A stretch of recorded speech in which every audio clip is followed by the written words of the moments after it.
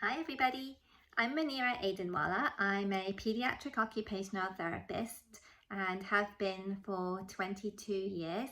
I worked in the US for 11 years, where a large chunk of that time was being in an early intervention program, and for the last 11 plus years I have been in London and in the online space.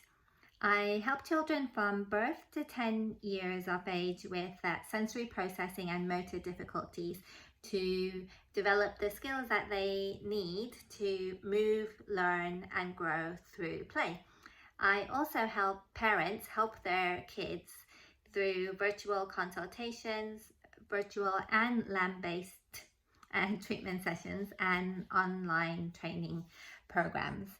If I currently have a digital course for parents to learn their sensory and motor fundamentals to improve their child's fine motor skills, and we go through activities to develop the skills that they need in that course. For more information about me and what I do, you can have a look at my website at ot4kids.co.uk.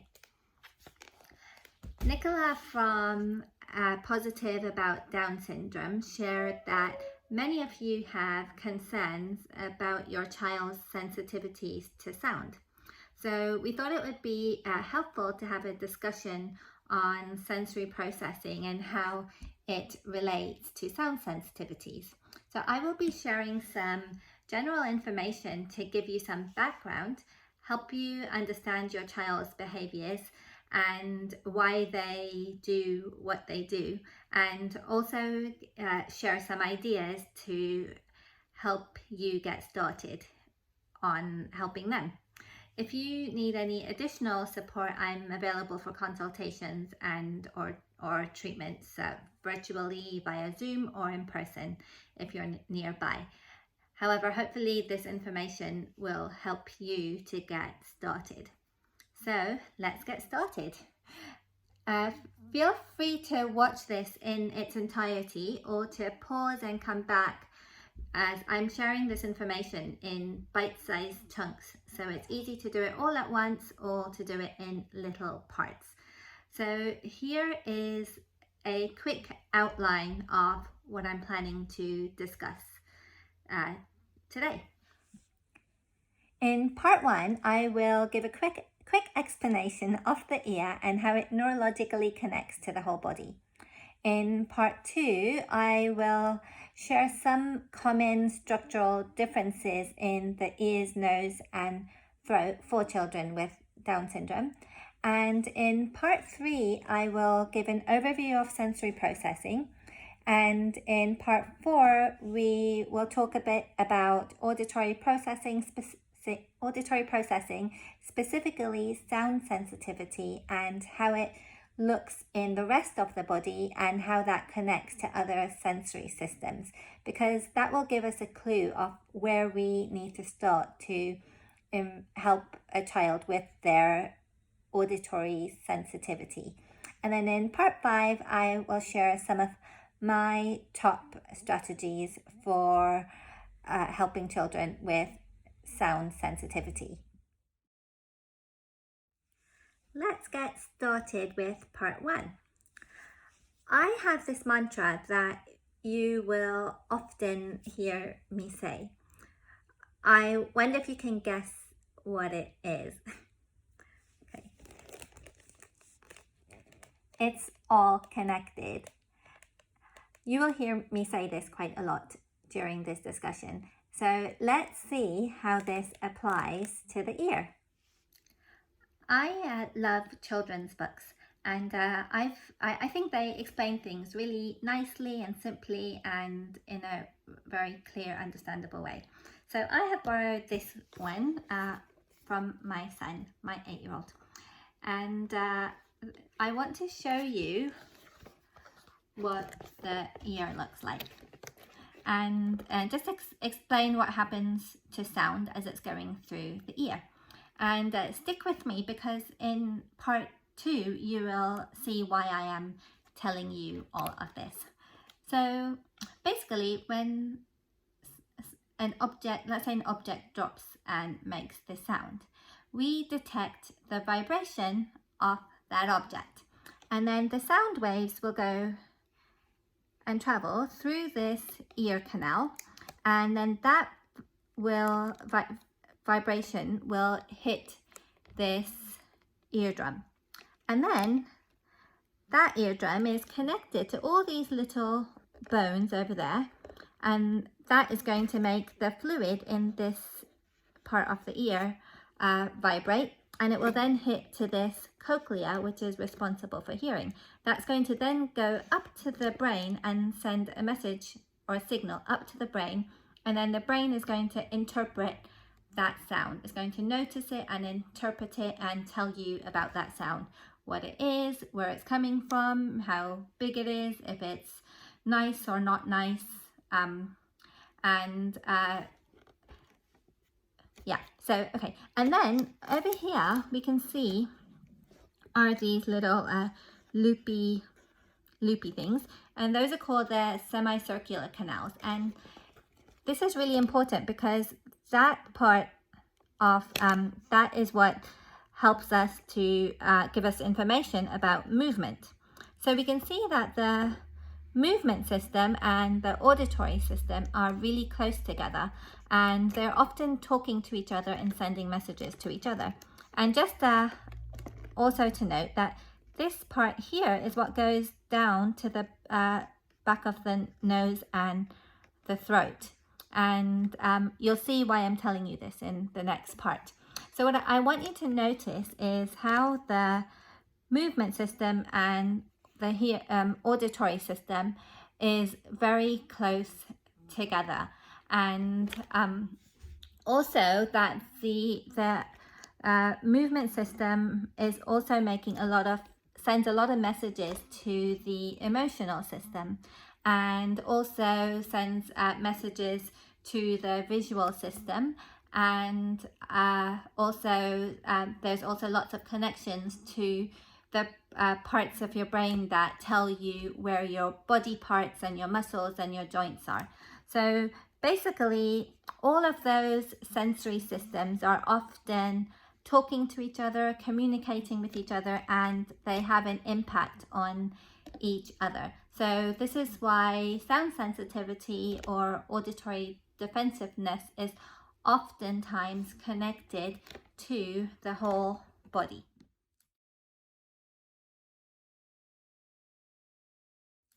Let's move on to part 2 and talk about some of the structural differences in the ears, nose and throat for children with Down syndrome.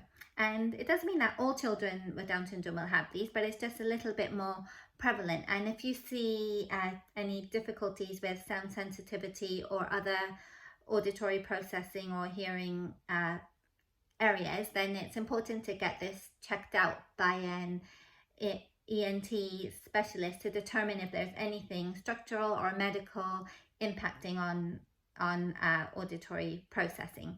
And it's important to do that before we go down a sensory processing route to see if sensory strategies will help in this area. So number 1, oftentimes infants will have a narrower ear canal over here, and number 2, there are all these little muscles in this inner ear that are being used to process sound and make sense of sound. So as we know, children with Down syndrome often have low muscle tone, so all those little muscles in the inner ear can also have low muscle tone, and that will affect how those muscles open and close, and it affects the pressure inside of the canals and tubes in the ears. And then next, there's an increased incidence of upper respiratory infections, and we can see that will over here in that behind the nose and the throat, it will also predispose a child to have more ear infections. So all of this is connected. So what happens down here will affect what's happening here in the inner ear. And then we can see that is connected to those little canals. So that will also affect movement. And then as I explained before, all those parts will speak to the other parts of the brain for visual information, auditory information, emotions, and knowing where your body is in space. So what happens in one area can have a knock-on effect to another area, which goes along with what I was saying, it's all connected. And we also know children with Down syndrome have a higher incidence of hearing loss and airway obstruction and sleep apnea. So all of those areas can also impact on auditory processing. So it's important we get that checked out before just to make sure there's nothing medical or structural going on. And then we know that the sensory processing strategies we use will have a better effect. For part 3, let's talk about sensory processing in a nutshell. I'm going to relate it to a computer. So we have input, the computer and how it's going to process information, and then output, what comes out. And then feedback is how it tries to make information or do something even better. And so for us, when we talk about input, we are looking at the information from our 5 senses, so taste, touch, smell, sight, and sound. And we're also looking at some other important senses, one being movement, and then the second one being information from your muscles and your joints that tell you about your body.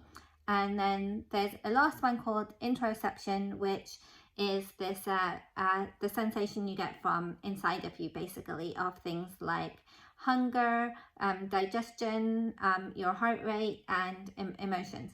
But for today, we are really going to be emphasizing a lot on our sensation coming in from our ears for sound, for movement, and our that's a muscle, so information from your muscles and joints about your body.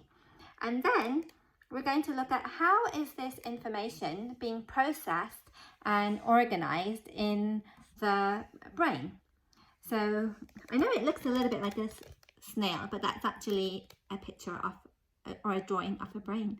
And we look at whether the brain is going to be over responsive, where it has a heightened awareness and it feels things more than others, or is it going to respond by being under responsive, where you need more of that sensory information in order to even feel it and make sense of it.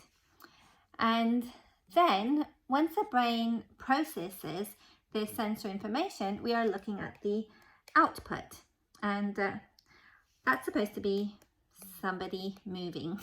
So for us, the output we look at is how a child moves, how they play, how they might eat, communicate, learn, or focus.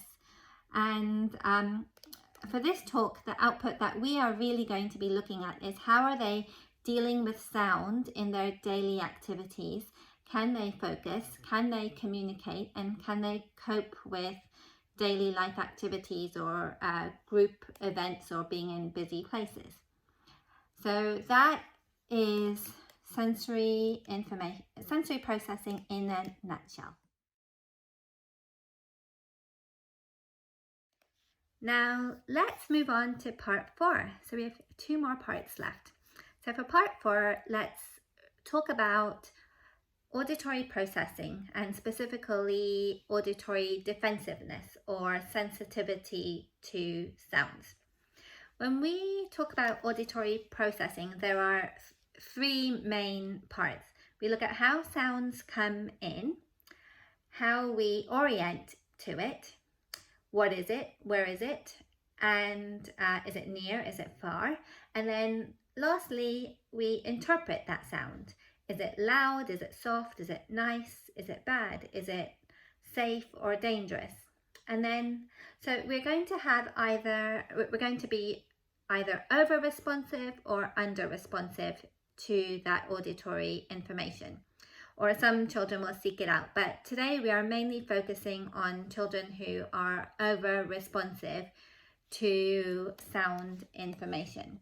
So when we talk about auditory defensiveness, the child's brain is really overwhelmed by all this sensory information that is coming in, and they're struggling to organize and make sense of it.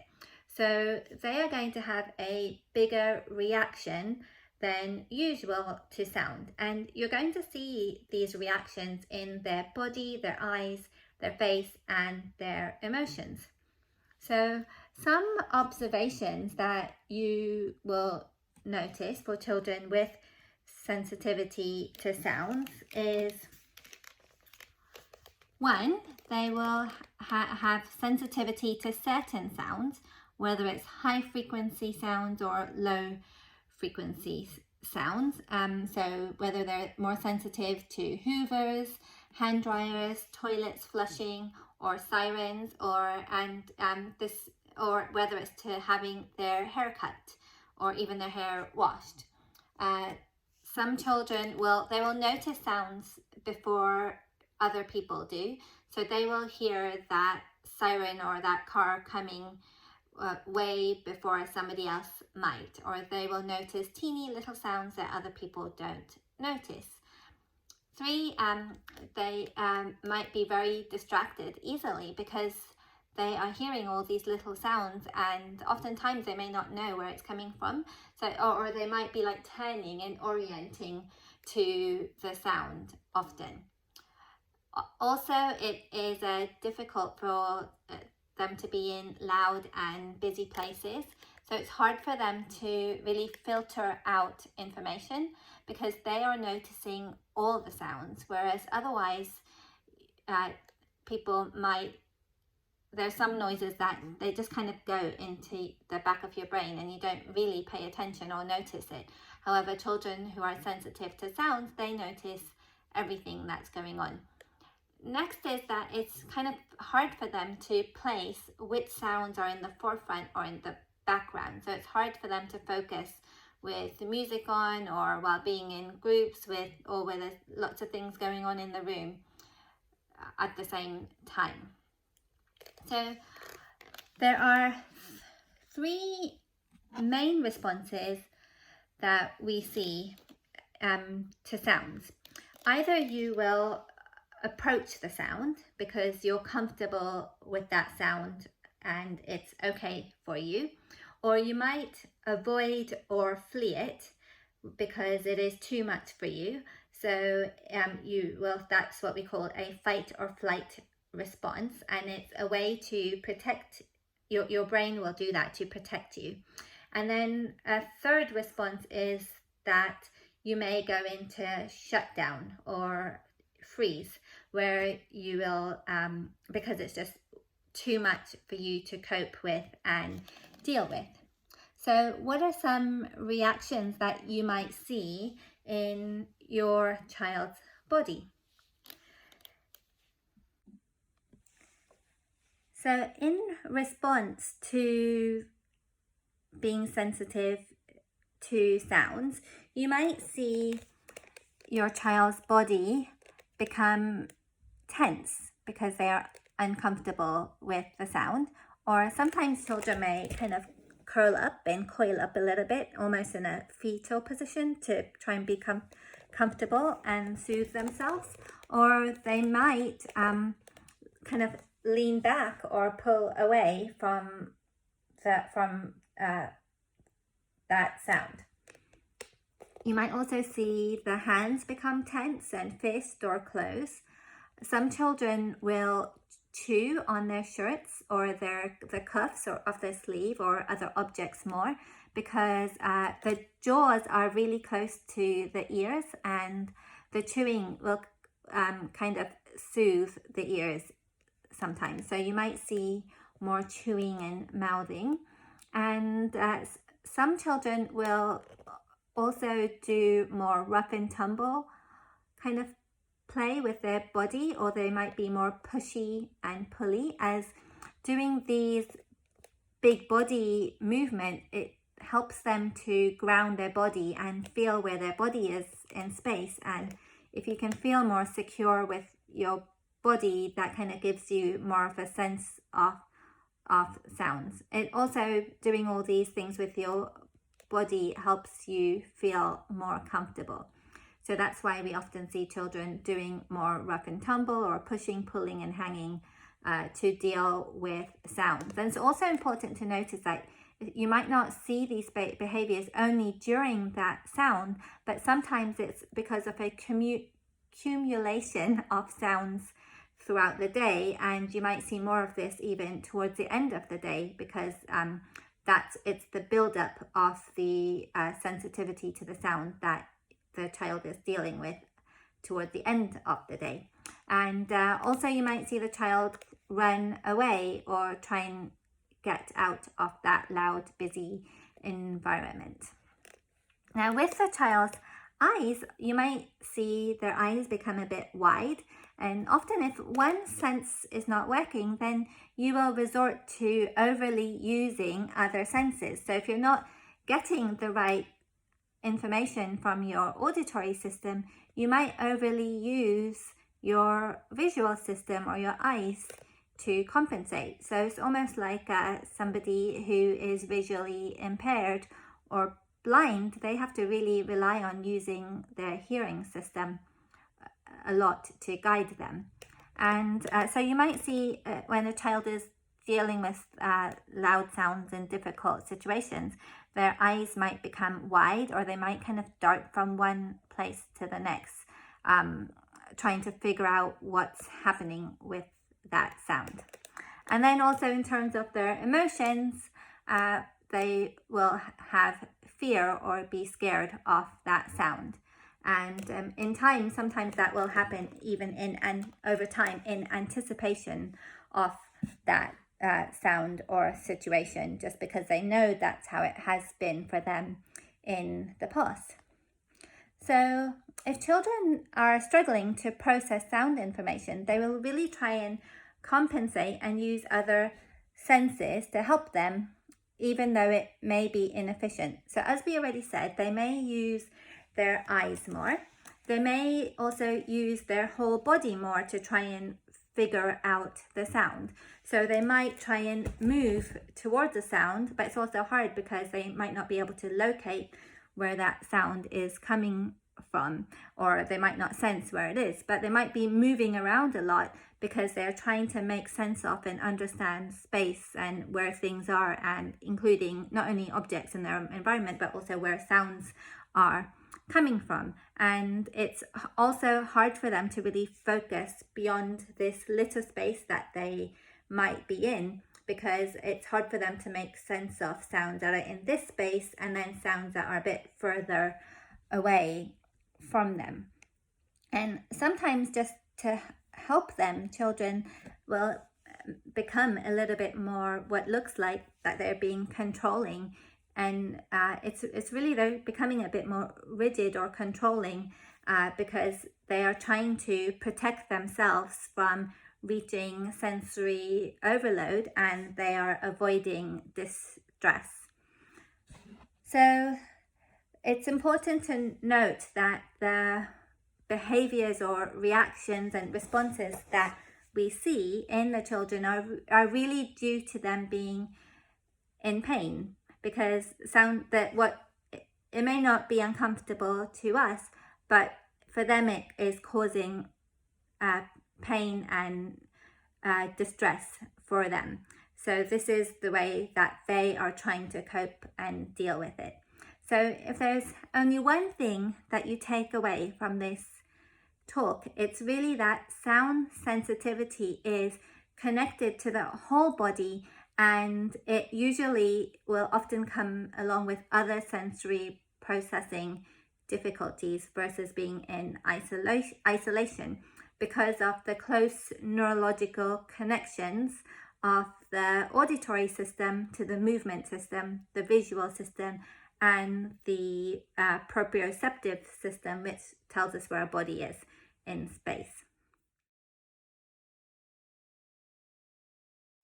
Yay, we are now on part 5, and you have stuck with me throughout so far, so that's really great. We are going to dive into strategies to help children with sound sensitivities. And my first and most important thing is that it's really important to have an occupational therapist review your child's whole body and their individual sensory profile, because it's all connected, and by working on one area you can really have an impact on another area. So if you improve a child's body awareness and their balance and coordination, then that can also have a knock-on effect onto helping with their sound sensitivity. So let's go into some strategies. Actually, first, I know I'm probably going to ruffle a few feathers by saying this, but please not to take this sensitively either. However, I rarely recommend ear defenders unless it's absolutely necessary and a last resort for the child to deal with whatever the situation might be. So I think it's important to choose when you're going to be using them, and to really work on the child's auditory processing through their sensory processing, their emotional regulation, or using mindfulness and psychology strategies with them to deal with the sounds whenever it is possible. So it really takes a team effort to do that. So I'm going to go into some other strategies. One is to have a quiet, safe space for the child to go into when things are too much for them. So it could be a tent with pillows and beanbags for them, for instance. Second is to use lower tones with them and to speak quietly, which seems a little obvious, but sometimes I think we don't realize the volume of our voice. So just to make an extra conscious effort to speak a little more softly with them.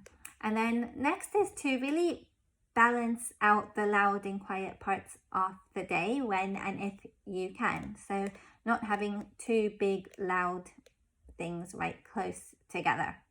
And also to, if at all possible, to avoid louder situations when you are tired or hungry or haven't slept enough, for instance, because that's when sensory things you will be even more sensitive or over responsive to sensory information when you are tired and not comfortable anyways.